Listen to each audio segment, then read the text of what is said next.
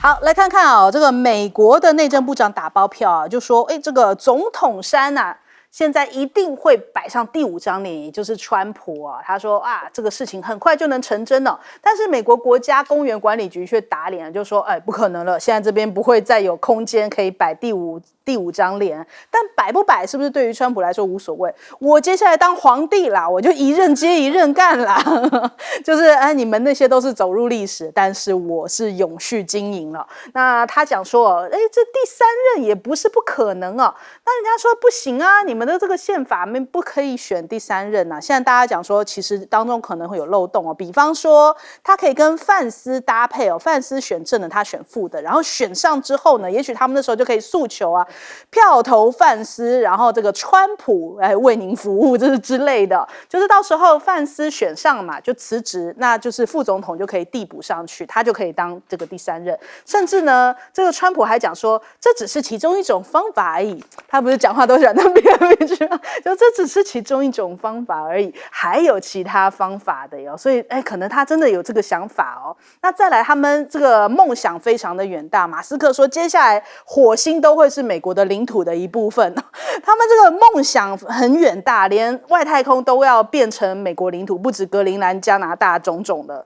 火星都要接下来也是咯。那这个甚至马斯克还要去访问中情局，说要来讨论政府效率的问题。那想说，天哪，这个马斯克是不是有点太过扩权了呢？所以现在目前美国很多争议哦，是冲着马斯克而来，而且大家开始有抵制特斯拉的现象。那马斯克也感受到啊，他说接下来呢，他应该会在5月底的时候，他会退出这一个效率部哦，就是离开 Doge。但是说是这样说啦，大家这个离5月还有点久哦，谁知道会发生什么事情呢？那接下来明天4月2号，美国要再次伟大了嘛？因为川普说要对所有国家实施对等关税，所有国家都跑不掉啊，拭目以待。那华尔街日报就有点吐槽，就是觉得说，可能是要改为全球课税最高20%哦，这样齐头式的关税，但是会不会反伤自己呀？因为他说接下来川普还打算要把这个晶片法也纳入管理哦。那你看，其实现在全球有一个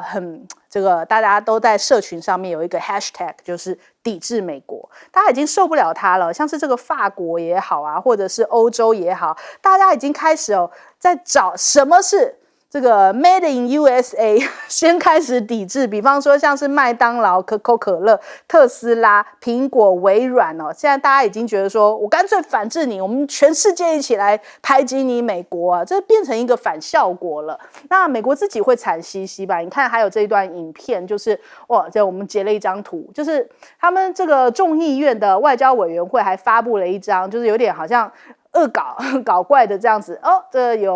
有马斯克、有川普啊，还有范斯啊，大家一起抬着黑人抬棺的画面，上面写着 USAID， 他们就庆祝这个 USAID 关闭啊，他们就用这种形式来表达但是呢，如果真的关税抵达的时候，美国自己会先首当其冲，因为物价马上就要上涨了，而且收入很有可能减少。美国的衰退近在眼前啊，那也反映出来，因为美国打喷嚏全球都感冒，因为我们看到了昨天黑色星期一欧亚股市几乎是全军覆没，我们台股也是跌了900多点，906点。今天台股还涨啊，那人家讲说，因为昨天就已经有消息说国安基金可能要进场来护盘所以不知道是不是护盘的效果，台股今天是相对来说没有继续跌下去，但是你能够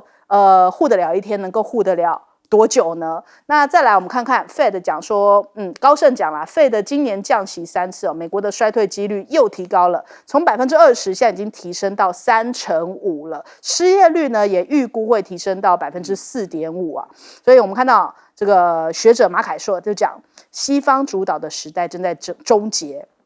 我们正在经历着人类史上巨大的变革时代巨大的结构性变化正在发生。以前是西方主导的时代，但现在正在终结。亚洲国家绝对不能固步自封，川普会给亚洲带来很多问题，包含各种各样的关税制裁。低估亚洲这些积累的韧性也是一种错误啊。那首先我们来请教一下赖老师。我们看到有些人想当官狗腿可以狗腿到这种地步过去在台湾看了不少现在在美国也看了不少了哦。这个内政部部长可以狗腿到这个地步，了不起，真的是厉害。你要把这个石头山的几个那个美国过去的总统的雕像刻上去啊，必须要很没有争议性结果你要把一个有这么大争议性的川普的雕像刻上去的话，这个姿势体大。第一个就是会产生多少人的反弹第二个呢，会不会每一天维修就很困难？因为有些人去撒尿啦、泼油漆啦去做各种东西，那你国家管理局每天就在那边擦去维修那痛苦的万分我个人是认为这个管理局局长有格调说没有空间了没有空间的，别这么想，搞不好他官位准备不保这个内政部长可以狗腿到就说你说没有空间，那你下台，我就腾出位置来了然后新来的人也很狗腿，那就有空间了再把它雕，然后再把它做出来。我觉得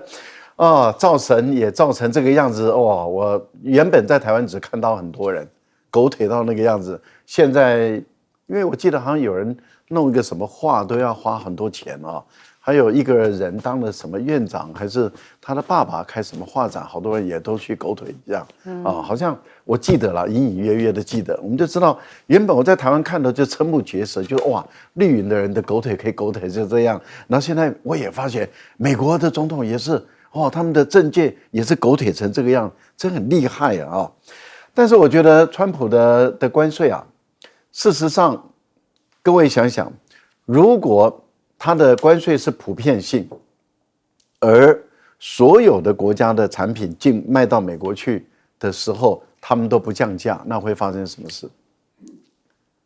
就是大家都不降价，你美国也没得买，因为你根本没有制造厂。然后大家都不降价的时候，你也没得买，然后你收了那么多关税，是不是进口商来支付？进口商如果支付那么多关税，他转嫁在消费者身上，消费者的这些他本身的支出是不是就增高了？这也就是为什么《经济学人》杂志说，川普你如果真的要硬搞这个关税战的话，你基本上很有可能美国会倒退100年。我觉得这个倒退这个评估事实上是有依据的。那也很多人也计算出说，美国的低收入的，也就是年收入家庭年收入5万美元以下的人，他们会成为月光族。这个大概会有30%左右的美国人，他们几乎毫无储蓄可言，而且入不敷出，一个整个家庭入不敷出。那这些人刚好就是川普的最大的选民来源。川普明年的这个州长，还有这个联邦的众议员、参议员的选举，你共和党还能赢吗？所以我个人要看看，当你民调跌得一塌糊涂的时候，你还想连任，还想第3任，想得美啊！好，我们来请教苑老师。大家知道吗？我们美国的一般老百姓有信仰有2方面呢，一个是当初美国成立之后，绝大多数人是信仰宗教自由，其中是以基督新教为主了。那另外的话呢，美国这个国家的话呢，它还有公民的面向，就是他们所谓的这个开国元老，叫 Forefathers。这个 Forefathers 就刻在这个South Dakota 的这个山上它是很有形式意义的就是说对大家来讲一个是神宗教嘛，另外一个是圣就是美国的圣人，就是他们的这个管理美国的治理的，这最重要的，其中包含了华盛顿林肯这些对美国的整个历史有开创的。那川普的话呢，他大言不惭他说他短短的工作60天唯一比他稍差一点就是华盛顿哇，这个话不得了这话真的不得了，这个基本上等于是亵渎神灵这个话很不得了。另外的话，我觉得希望美国垮的人不管是谁了我们这里是不准以美了，但是希望美国垮的人那么都是希望川普能够继续连任川普说连任方法很多，一个叫范斯辞职，范斯如果不辞职的话呢，我还会来那我跟你讲这个川普的做法各方面都是毫无章法可言我曾经说过很多次这个关税这个东西如果有用的话经济学都不要学了，因为经济学他们的基本假设就是在理性的基础上来讲做自由的生意嘛，做自由的经济嘛，所以大家可以了解到这个最基本的公理都已经被排除的话，那川普现在用人为的方式来干预产生的结果，大家要知道啊，1929年的经济大萧条里面的主要原因啊，就是关税，就是这个贸易战里面的互相乱加关税的结果导致出来的。那这个现在的话呢，就是昨天发生的股市的大崩盘呢。其实讲起来，对很多人来讲啊，大家心里都明白是怎么回事，就是大家对于这个前景不看好，就感觉到很麻烦了。因为美国现在的这个联准会面对美国的这个债务高到什么程度？高到联准会每年的36万亿的这个利息的支出超过了美国的军费，这两样加起来的话呢，美国不管怎么努力都还不出来这个钱。然后接下来的话，就导致于马可说会讲说，我们现在人类的文明正在面对2次大战以后最重要的秩序的改变啊。那个有一个非常有名的新闻评论人叫这个Frederick Zachary 啊，他做了一个评论，他讲说，美国完全在川普的治理下，把自己的原有的那种大家信任美国的那种基础啊、想法、信念啊，都通通丢弃了。那么这个边所产生的一个结果的话呢，我觉得有2方面的意思啊。第一个的话呢，欧洲国家的话呢，以及包含加拿大，对于原来美国的信赖感，现在就是荡然无存了。最近我们可以看到加拿大的总理啊，这个 Mark Carney 他讲了一句非常重要的话，就是说美加关系是完全不一样的啊。那么然后另外一个的话呢，就是说是在整个发展上来讲，那么 G2这个国家哈，中国跟美国，那现在中国的话呢，产生了扶摇直上的这种感觉，这个所谓的东升西降，其实我觉得这也是主要原因。今天有这么大规模的演习啊，其实也是看准了美国来不及反应了。好，请教将军。我觉得说是这个智慧跟知识知识一定是术业有专精，那各有各的专长嘛。那我们看一下川普现在用的这个重要的人士都是什么样出身的。我们看到他的国防部长赫格塞斯也不过就是一个新闻主编，然后他就可以当国防部长，掌理到全世界的所有军事大权。然后马斯克，我们不否认他是聪明，他是天才，他在企业经营上面有他的长才。但是你让这么一个人突然来挥着这个所谓的大棒来主持美国的所谓效率部到处乱砍，到处乱杀。那你有没有评估过，有一些单位裁撤掉之后对于美国自己的影响，对于全世界影响在什么样？如果你没有这种评估过，你就贸然去做这种事情。那第三个，我们看到这个川普上任以后，他是非常的任性随性，他想要做什么就做什么。比如说，我们从上次来讲，这个攻打胡塞的泄密案件里面，我们就看出来，他整个团队里面大概就是很任性、很随性认为自己天下无敌，想要干什么就干什么，而没有经过很仔细的评估跟衡量。然后，所以现在来讲，我们看到美国自己本身里面内部来讲的话，它的效率部乱砍，一定造成很多的这种政府官员失业或者是说很多的政策没办法推行，然后它的这种移民政策丧失很多劳工，尤其是关税这种策略下去的话。我相信，那你看关税每天也都在变，从开始的时候不管是要叠加25%啦，或对等关税啦，今天又冒出来一个说是这个无差别关税大家都征20%。你知道这关税如果说是这样，你每天变来变去，这个不是你自己，为全世界来讲大概已经疲了。你自己国内来讲的话，我相信一定是受害最重。我举一个最简单的例子。那为什么你美国的汽车要跑到国外去设厂？就在国外去生产比较便宜嘛，工人便宜，工资便宜，对不对？然后这个供应链也比较方便，然后做好以后再卖回你国内来，你国内就可以买到便宜的车子嘛。那日本为什么可以卖进？假如一部车子卖80万，你现在逼着那些人回来做，它成本来讲的话，你就势必一部车子，你这个日本车，譬如说现在一部 Toyota 在你国内，你逼着它卖到120万，对不对那你自己国内的设的厂，这个开发的车子你要100万，对，日本原来卖了80万，你给它提升到120万，那你自己国内这个厂牌，譬如说是林肯或者是雪佛兰，你回到美国来生产，最少也要100万。对美国老百姓来讲的话，他不管选择什么样，他的物价都会上涨，所以我觉得现在来讲的话，这个物价。这个美国的通膨我觉得是在所难免，势必会增加的。因为美国自己本身，川普我觉得这个不管是就国安团队或者军事或者是关税几乎是很随性的，想要做什么就是什么，然后每天变来变去。我个人觉得说是这个川普不会让美国更伟大。如果他继续连任的话，如果说他再继续连任的话，可能美国会毁在他手上。好，我们先休息一下，广告之后马上回来。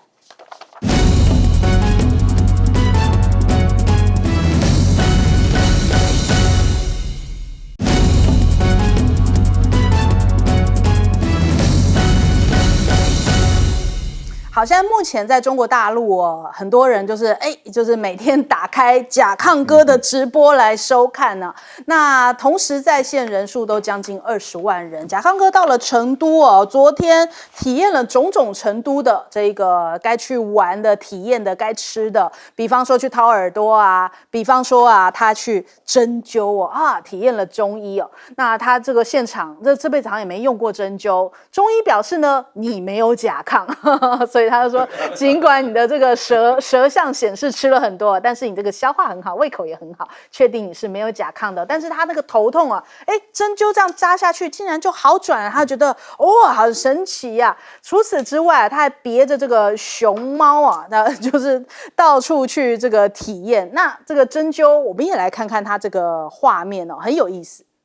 My headache's actually gone, I swear to God. Yes, right. Congratulations.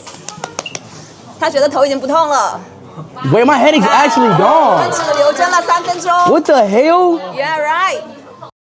对，他真的体验了我们这个老祖先的智慧了。这个针灸是有这个穴道来治疗他的头痛。那去成都当然要吃火锅哦。那他想说，既然来了，他就要拼一拼，要吃最辣的火锅啊。那吃完之后呢？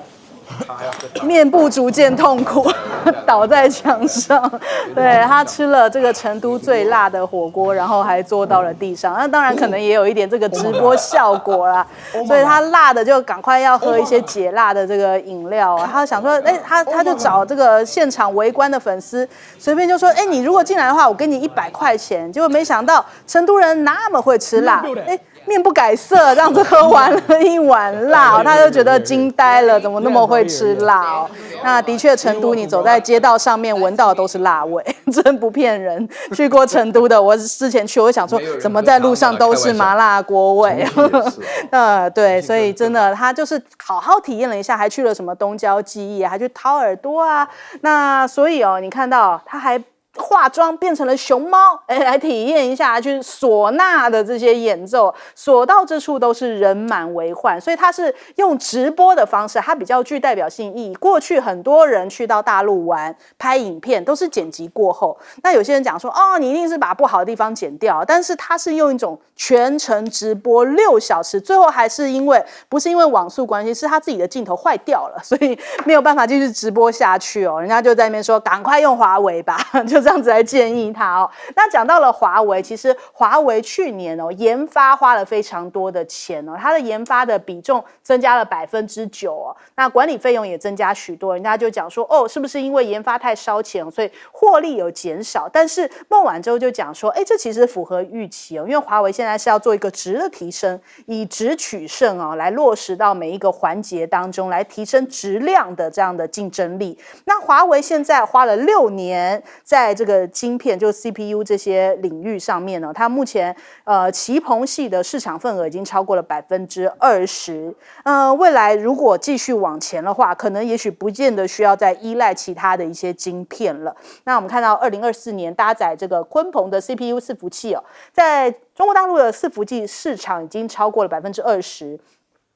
所以包含了像是这鲲鹏啊、海光啊、飞腾啊、龙芯其中这个鲲鹏的伺服器市场已经超过了50%之多了。那再来，大陆的光刻机同样也是要避免美国卡脖子这种状况，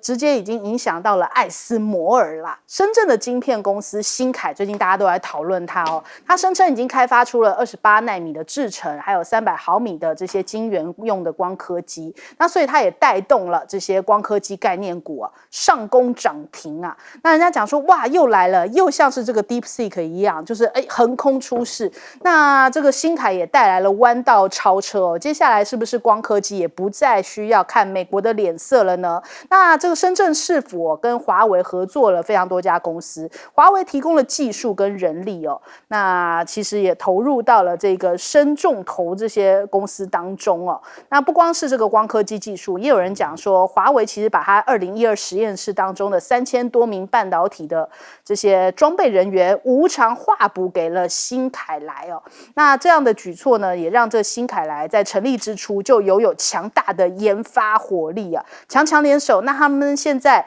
是要发扬这个中国文化之光，所以他们接下来的命名都要用山来命名啊，比方说长白山、武夷山、峨眉山、普陀山，那甚至还有阿里山呐，都在这个接下来晶片的命名当中哦。我们先来请教一下苑老师。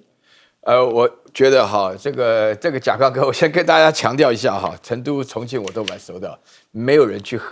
喝那个麻辣火锅的汤了，千万不要被这个甲亢哥误导了。然后旁边那个成都人啊，勉强喝下，为什么呢？因为你看到他那个麻辣火锅一开始做，那全是黄油啊。那黄油就是牛油啊，这个大家要从头看到尾啊，没有人喝的汤，在这边要非常澄清。不过我觉得甲亢哥的这个做法上来讲啊，有2点我很羡慕了。第一个的话呢，就我们平常去过对大陆比较熟的人呢，就觉得大陆这个都是很普通的啦。那个在成都的话呢，挖耳朵叫采耳啊，大家要了解。然后的话呢，到茶馆里面喝茶，10块钱的话，人民币泡一杯的话，可以做随便你做多久啊。然后呢，这个有的化妆打扮啊，他这边的话呢，做的各式吹唢呐我是没听过了啊，这个我真的没听过，我也不会吹。上下哎，对。但是我觉得甲亢哥本身的这个感觉上，以那个非常夸张的那个张力，这几天引发了非常好的效果啊。就是说最主要的话呢，我觉得有2点了，这值得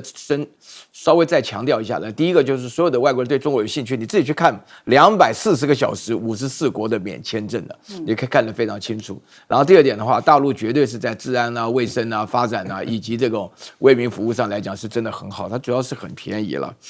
华为，我觉得华为是一个非常争气的公司啊，但是我万万没有想到，华为现在深圳的话呢，帮助了其他的公司一起发展，因为华为它有几个特点呢、我认得不少华为的工程师啊，大家在一起深入的交谈过。它第一个就是华为不上市啊，华为不上市，它的股权的分配的方式的话呢，其实有这么一点点社会主义的头脑在里头的话，就会非常了解，就是说任正非的所采行的制度。我曾经跟大陆一个对于华为这个公司蛮了解的人，他说这个公司的结构很难复制，因为你讲 DeepSeek 的话呢，梁文峰他们基本上呢，他所占的股权起码超过85%以上，但任正非的话连1%都不到啊。那这样子的做法上来讲的话呢，对华为公司本身的那个研发人员的发展上来讲，具有非常大的潜力啊。然后，因为我现在刚好也就是在用华为的手机啊，就是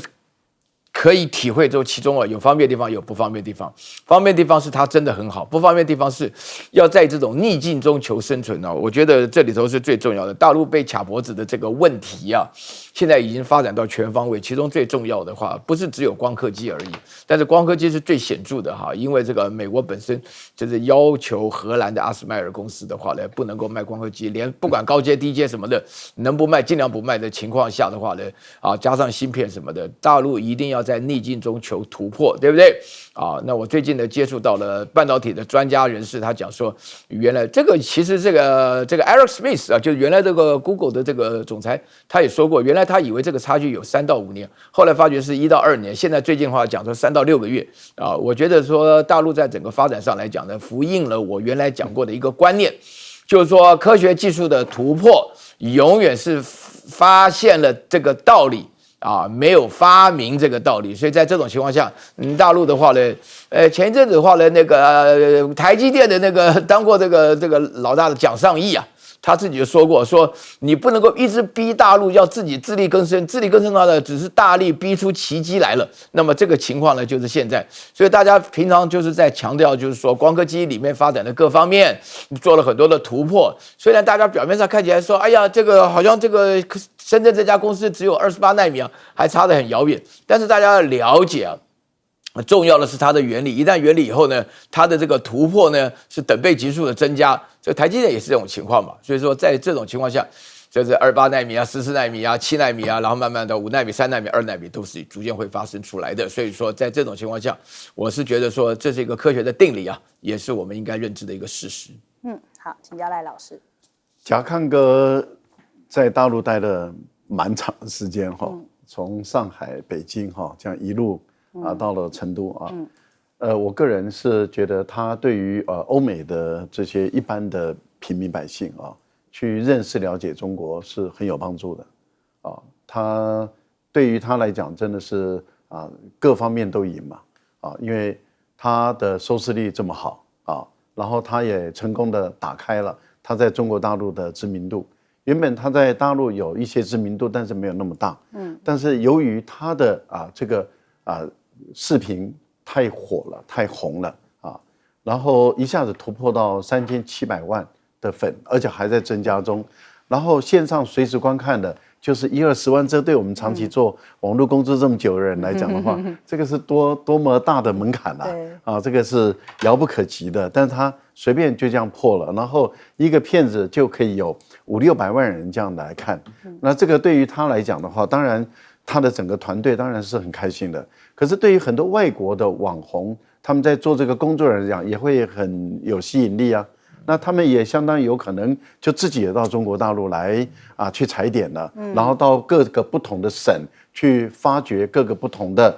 这些旅游或者好吃好玩的而且很棒的一些东西，然后再传播回去。我觉得这个对于美国跟他们的政客还有美国的主流媒体几十年花了几十亿去筹划中国，就被这样的一个网红整个破掉。我想这个美国政府一定很懊恼，就是说我这样花了几十年呢，然后美国的主流媒体仇中反中，像《纽约时报》等这些仇中反中，就说我已经搞了几十年，烧掉了多少亿啊？然后美国的 USAID 说我已经烧了不知道是几十亿、上百亿美元，要去把中国黑到底。说您不要忘了，美国人，中国现在还生活在水深火热之中哦，他们还很贫穷落后哦，他们都是骑脚踏车过日子的，穿蓝色的衣服啊，然后戴斗笠的这样的一个帽子。结果您可以看到。一个贾汉哥这样走了一趟，美国人说这才是中国哦。那我们以前在美国看到的、读的、听的，原来那是不知道是哪个星球的中国。所以你就可以知道说，贾汉哥的影响力有多大。这么一个网红，他把美国的精英、社会、政治、媒体的精英全部都打趴在地上。我觉得这个效力太大了，而且会有越来越多的美国人跑到中国大陆去旅游，会有越来越多的骗子在做。另外，我觉得华为的成功是来自于他在研发这个部分的投资，他很敢。你看他有谈到，就是说他的营收这么多，可是为什么利润没那么多？因为他把营收的很大一部分用在开发新的产品，用在研发上，所以华为本身的研发的能力跟潜能是巨大的，所以它可以一直有最新的产品出来。现在它几乎所有的晶片，甚至包括整个主机的 CPU 甚至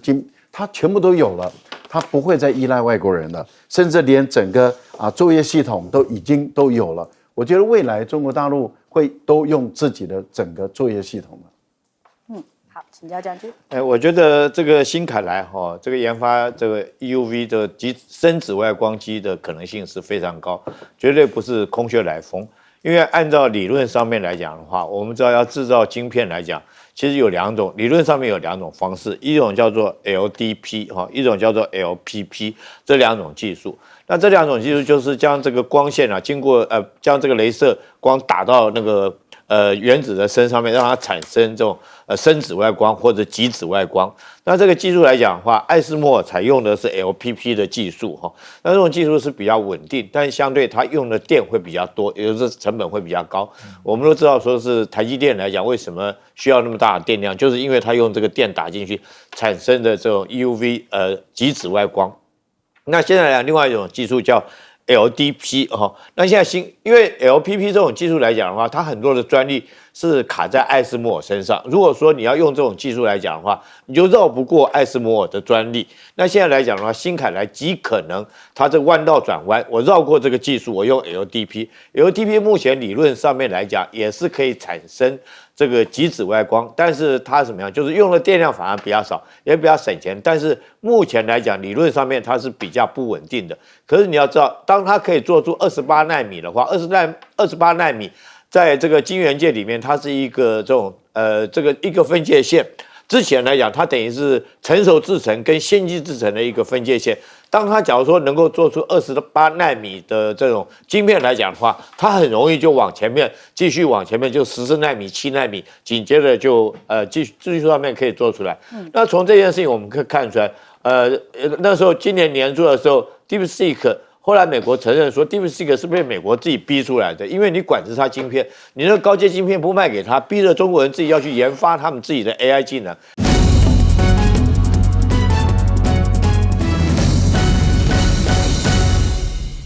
欢迎收看《新闻大白话》，我是主持人翟轩。马上欢迎一下这个阶段加入我们讨论来宾，国际事务专家赖岳谦。主持人好，观众朋友大家好。台大哲学系教授岳女正，哎，翟轩好，各位观众朋友大家好。退役少将厉正杰。翟轩好，各位观众大家好。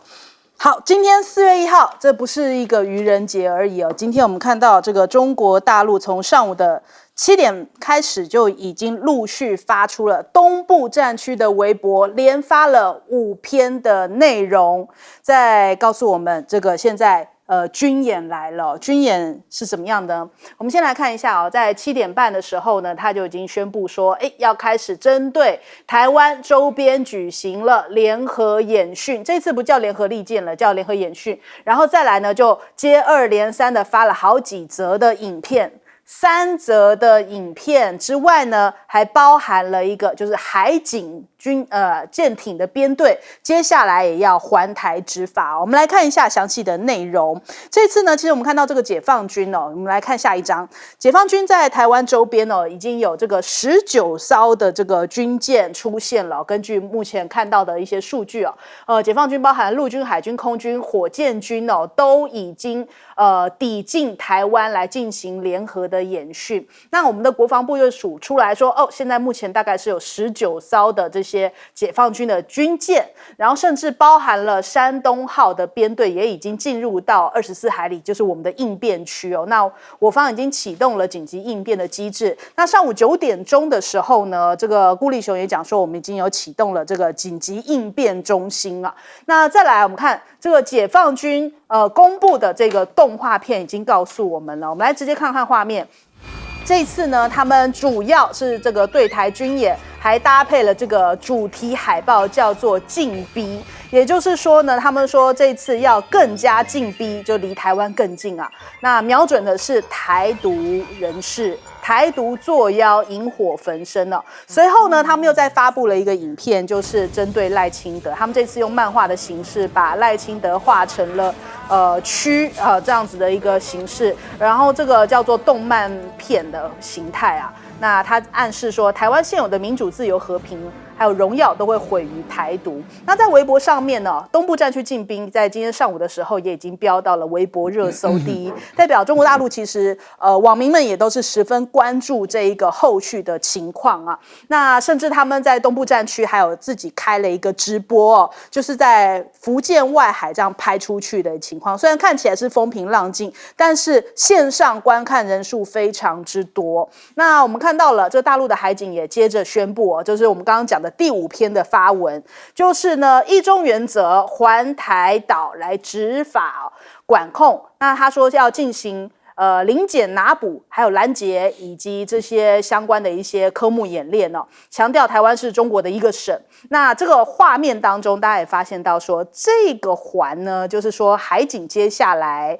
会围绕执行这些相关演训的一些演练的一些任务，像是一条混天绫哦。那所以我们看到玉渊台天说，这个海警船用混天绫圈住了台湾。那这一次里面，其实我们还发现到一些画面里面的细节。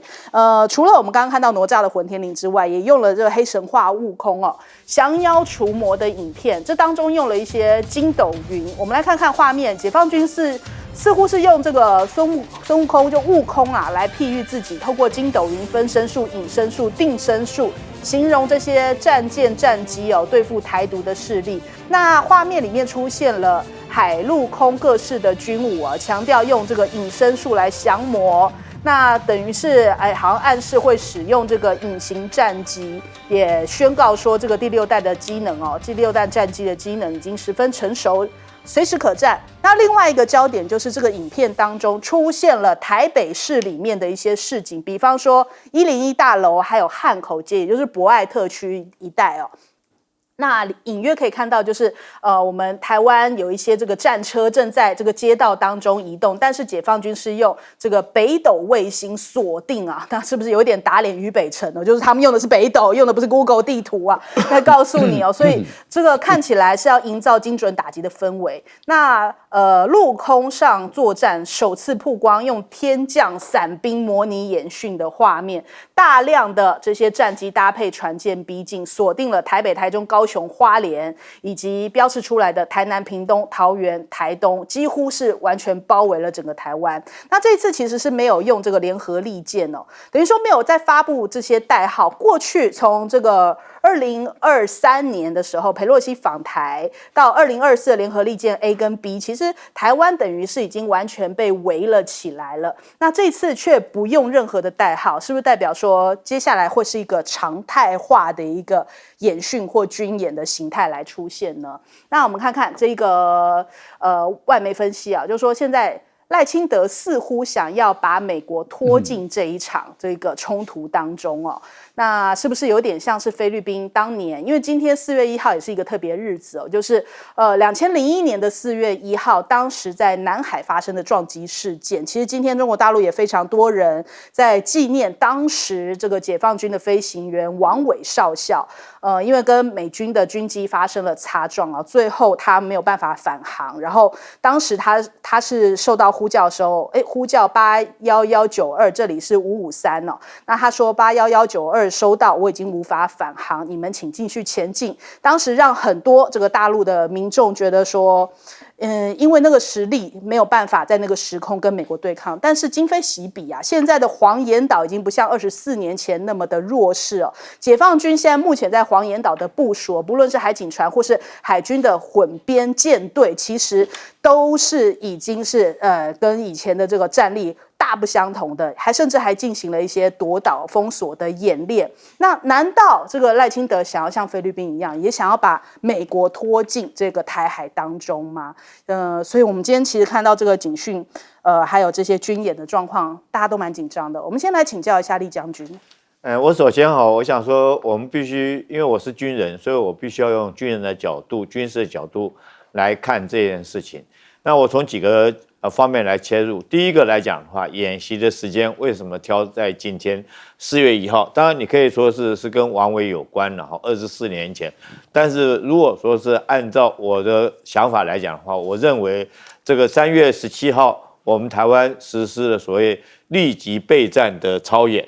然后演练5天的时间。这5天的时间来讲，所有官兵管制在营区里面管制休假。然后在3月22号才解除管制，所有官兵现在正在补休假。紧接着2来，我们知道有汉光演习，汉光演习先期的准备工作是很繁琐的，包括这次来讲，如果要动员到3000人的动员，那我想说，所有官兵来讲，这先期的准备工作其实是很忙累的。那解放军选在这个时候，其实是很有疲惫我们基层官兵的这种士气以及心理的味道很重，然后让你们没办法休假，这是第一点，我认为他选择的时间。那第二个来讲的话，从今天早上7点30分公布，然后紧接着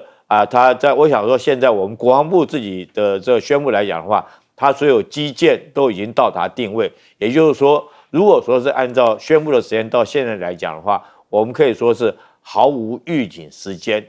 那第三个来讲的话，就时间上面，它并没有宣布演习结束的时间我们来讲的话，可能这个压力就很大了。到底我们官兵要管制在营区多久？这个其实我觉得基层官兵心里都非常的焦虑。我相信现在很多辛苦的官兵正在赶回营区的路上实施立即战备。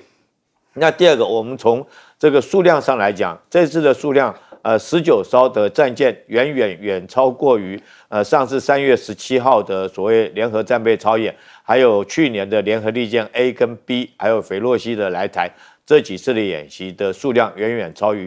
越于它。我们台湾周边的海面，周边的这个海岸线的距离，长度大概是1100公里。那如果说是有19艘的战舰，也就是说，几乎每50公里就摆了一艘战舰，那可以说是像铁桶箍一样，紧紧的箍住。因为舰炮的射程最少都40-50公里，也就是它不需要动用到导弹，就只要用舰炮来讲，就可以将台湾围住。尤其是在直热方面来看的话，这是更明显的是说，这个山东号航母，那我们国防部是说已经进入了应变区。我特别要强调，其实我学军事这么多年，我们台湾从来没有应变区这个名词，是最近才发明这个名词。所以军语上面的名词来讲，有很多的定义，很明确的定义。多少跟我说，就像是战斗地境线要怎么样划分，射击线什么，自由射击区是什么样子哈，周波区、换乘区。如果防卫作战来讲的话，都有规定相关的规定，那结合武器的射程来做这些规划。其实我们并没有说过换乘区，那很多记者曾经也问过这个国防部什么叫做换乘区，但是国防部一直很没有明确的告诉我们民众。那我们从日面上面来推敲，是不是这个山东舰现在所到达的位置，如果说我们再不应变来讲的话，可能就会丧失战机就会丧失哈，就会受制于敌。再来我们看这次行动，我称之为所谓隔离跟封锁并用，海军跟海警相辅啊？为什么？因为我们知道隔离作战就是用海警船来做隔离啊。这次我们也看到解放大陆来讲宣布，所有进入台湾的船只，它有权实施临检。那在这种状况下，试问进入我们台湾的这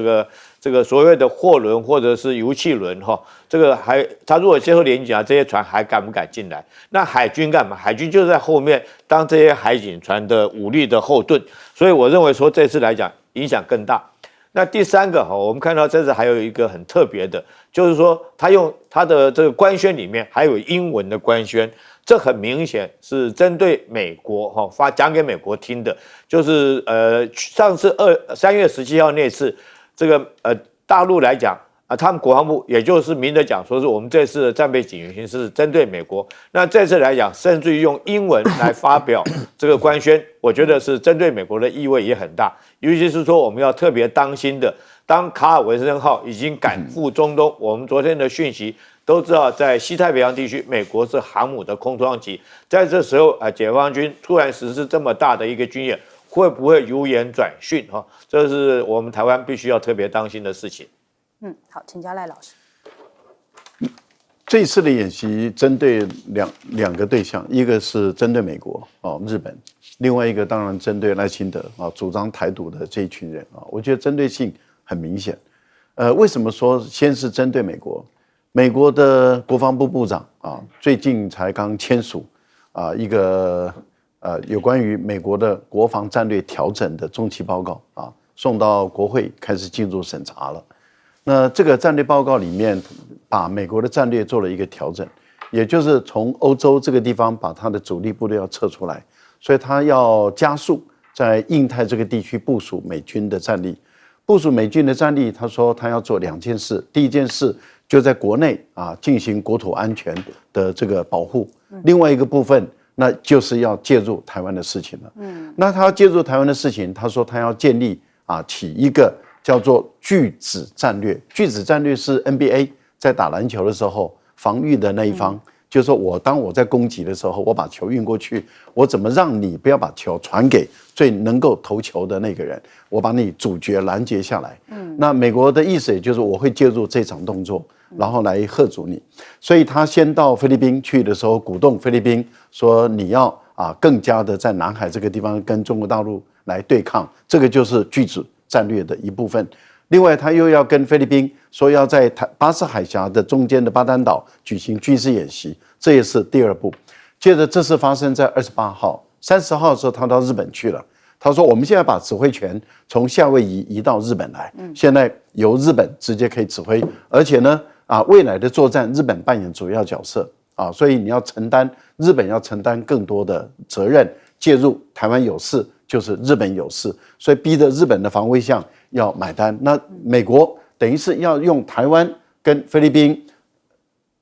要用菲律宾跟日本来介入台湾的事情。美国它可以全身而退，退到第二线里面来去让这一些美国大陆跟日本、大陆跟菲律宾、大陆跟台湾先打完了以后，美国再过来。我想这是美国的战略，那么写得很清楚。另外一个部分，为什么说是针对于赖清德他们主张台独？赖清德的17条其实影响不小。要恢复军事审判。那我想国内有很多分析师认为赖清德是不是在为这个戒严做预备有人开始有这样的一个合理的一个推断啊。那当然这要问赖清德想不想戒严，我们不晓得，因为当韩国一宣布戒严的时候，第一时间民进党的立法院马上就声援了嘛，所以大家合理的推断。另外一部分里面就是看到了，就是说他对陆配的这些制造仇恨啊，我认为大陆目前来讲就是直接威慑到日本、美国、菲律宾，特别是美国，说你们敢介入，你们就试看看。这次的演习确实有开始日，没有结束日。那什么时候结束不知道。未来这种演习会是常态，也没有代号了。没有所谓的联合利剑1啦、联合利剑 B 啦、C 啦都没有了。所以都没有的情形下，随时可以演习，什么时候结束不知道，什么时候从演习转变成为战争，那要看未来两岸的态势而定了。好，请教苑老师。我今天早上听到这个消息，我以为是愚人节，说就好像在开玩笑一样啊。后来发觉的话呢，他这个其实不是愚人节，是我从小到大经历过最真实的一次愚人节了。那么我为什么谈到它真实呢？因为我本身呢，我就是思考了一下，我想它的因果关系啊。刚刚两位都讲得很好啊，一个从军事，一个从国际关系啊。我这边在强调它的因果关系啊。我觉得这个力度是空前的哈啊，因为这个我们这边这个防范呢，就是刚刚这个厉将军讲的这个名词，他没有听过的这个名词啊，我们大概也不晓得，就是已经启动了。然后第二个的话呢，他这个派出一个山东舰呢，我必须坦白讲啊，这个辽宁舰的航空母舰是用这个瓦格良号改的嘛，福建舰好像还没有正式下水嘛。那这个是目前大陆现有的最强的航空母舰啊，不管怎么讲，虽然是传统动力，不过是最强的航空母舰就来了嘛。所以说它这个力道空前啊。那么这个它里面讲述了一个混天绫啊，大家如果看哪吒2就知道，这混天绫一指出去的话，想绑谁就绑谁啊，这个情况。然后第三件事情的话呢，我觉得大家要非常注意啊。我到目前为止，我觉得这个演习虽然不知道什么时候结束，然后包围的时间、地点各方面的话，比以前精细的多得多。而且最重要的一点就是说，感觉上就没有死角的情况下，那他要做什么的话呢？那我觉得说给大家心理上产生了一个非常大的影响。尤其是我今天早上看到台北市中正区啊，因为我办公室就在中正区嘛，所以我就觉得说是这次特别有感啊哈。然后接下来的话呢，我在想的就是说美国本身啊。自己内部的情况焦头烂额啊，我觉得大陆利用今天的话，就是刚好明后天就是美国这个伟大的川普总统要搞他的关税啊，一视同仁关税，所以说内部的情况下问题，我昨天看了《经济学人》杂志讲说，川普这个经济策略当中，大家都认为他是在乱搞的哈，就是在这种情况下，美国自顾不暇，到目前为止这么大力度的这个军事演习，没有听到美国任何反应啊。我不以美哦，我相信美国会来的，我真的不以美哦，我觉得美国怎么都没有，连反应都没有啊，所以在这种情况下，按照以往的情况，最后我要讲一件事情啊，就是大陆对王伟的态度，我觉得非常了不起啊，因为我觉得说大陆，我认得一些军人，大陆彼此军人的传统，彼此记忆力很深刻。像我这边的话呢，我们这边驾驶U2侦察机的黑猫中队人，现在基本上没人提了，民进党政府提都不提。那这边的王伟的话呢，过了25年。还就是维持他的这个记忆，还放出很多他的声音，我觉得这点真的是对待军人来讲啊，真的很了不起。好，我们先休息一下，广州马上回来。